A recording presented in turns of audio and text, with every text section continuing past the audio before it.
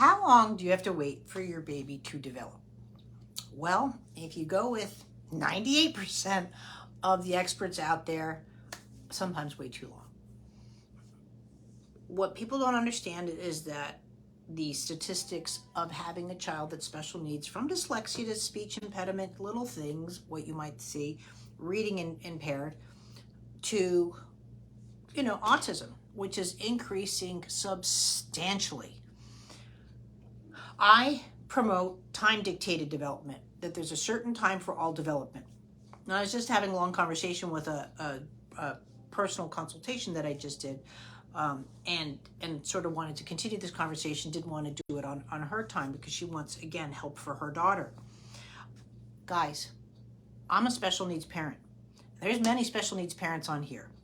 I'll tell you one thing that they wish they could do over again is that they had someone like me saying, you know what I mean? First of all, every baby needs to be evaluated. Newborn movement assessment, it's free, go at it. And I don't care if you're 65. At my age, I can pass the newborn movement assessment. I'm 58, many people can't. Just when you're seeing your mom starting to get out of the car, or grandma, and doing this, they're failing the newborn movement assessment, right? It's a very, very simple thing. You can do it standing in a door jam if you're an adult. But you can't, if I had a nickel for every person that said, wait, oh, but he's going to, and then it's like, oh, sorry, pass the markers, he's not going to. What happened to that being a goal and now being, it's never going to happen, which was walking and talking? My son's goal at 4 was to say mom, right? He walked like a drunk. What I mean is he'd fall down and get back up. He, you know what I mean? Like, he used to eyes would shut off and he'd just be drinking like this. And I'd be like, no drinking and driving. I had to grab the sippy cup from him because he just couldn't do 2 things at once. And I can't be prouder of him now where his bike's locked up at campus. He's taking the bus in the morning. He's getting his bike. He's navigating around. You know what I mean? He's just applying for his math internship, whatever. Guys, this is not a brag. Graham being as severe as he was, it shouldn't be a miracle. It shouldn't be a one-off. All of these kids that have really missed the markers, and then all of a sudden, you come into play, the game plan is still there. It's how to get the kids back. And I get people too that they're like, oh, I don't want to keep watching your group because there's too many severe kiddos. Kiddos are getting worse. Right now, I think I can hands down say that nobody listens to me.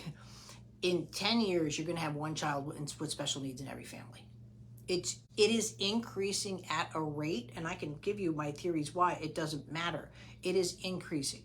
But if you're waiting for your child to figure it out, when there's a deviation, or especially the inability for weight transfer, rotational movements, and those transitional skills, development's not going to happen. You need 3 key things for development, and if they're not there, you're going to have 3 key things for the special needs. And what I'm seeing more and more is like today's Zoom was the child. I'm not worried about the cognitive part, but physically, it's just not matching up, and the frustration that's starting to come into play because socially she's on track, but physically no. And there's just the foundational milestones are just not there. And I can see the frustration of the mom because the mom was seeing it and nobody else would even give her the time of day, except for this strange lady on YouTube and Facebook. But guys, I'm not doing this for me. Like I said, if I had the one do-over, if I would have known the day Graham got sick and I had the newborn movement assessment and all of this, his big roller coaster of we're not sure, wait and see, might be CVI, all this sort of stuff, I would have had all the tools. Everybody thinks Graham was lucky to have me. I had to find me, right? But I don't want you to take the time to find me and you, or you and me. It's just got to stop. And if you're the only one talking about it with your child, so be it. But I want your child to refuse Harvard. I want your child to refuse going to the Olympics versus they can't do it, right? And even for people that say, well, my kid was just fine. What's fine? If they're just sitting, at home on a couch, surfing on the iPad, that's not fine for me either. I'm still on the birth to 12 months. I can't wait till I get to the spinning milestones from 2.5 to 5, which are declining like, you know what I mean? Like at exponential rate. From 2.5 to 5, you have spinning milestones. Kids should be rolling down hills. They should be rolling off the couch. They should be going into a somersault. It doesn't have to be Olga Korbut kind of thing, showing my age.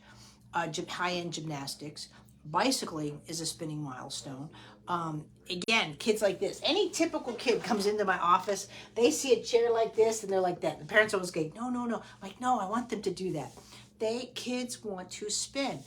They go to a bicycle, and then they do like pseudo cartwheels. Some of them really get the cartwheel stuff. But they'll jump around and kick, the stop and goes, all the tree climbing, all of those things. I'm telling you, when's the last time you went down the block and saw a bunch of bikes at someone's house where all the kids are at? The only time I've seen this in the past 10 years, maybe more than that, is when I go work for Jewish Orthodox. You know what I mean? I'm just saying there's a lot of stuff going on. It's based off of movement. And I see it, like I just said the other day, with dementia, shortened gait, lack of peripheral vision, decreased palate, and everyone's like, oh, gut health. Guys, that's all movement.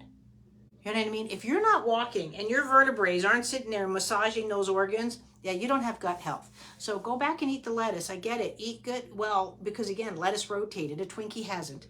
Right? But at the same time, too, it's that movement needs to stay with us for our whole lives if you want that. So please, we have to stop the development part that babies just will figure it out. Or like there's 8 types or 7 types of crawling. No, there's one. When there's a deviation, I can tell you every milestone that deviated before that without seeing your child.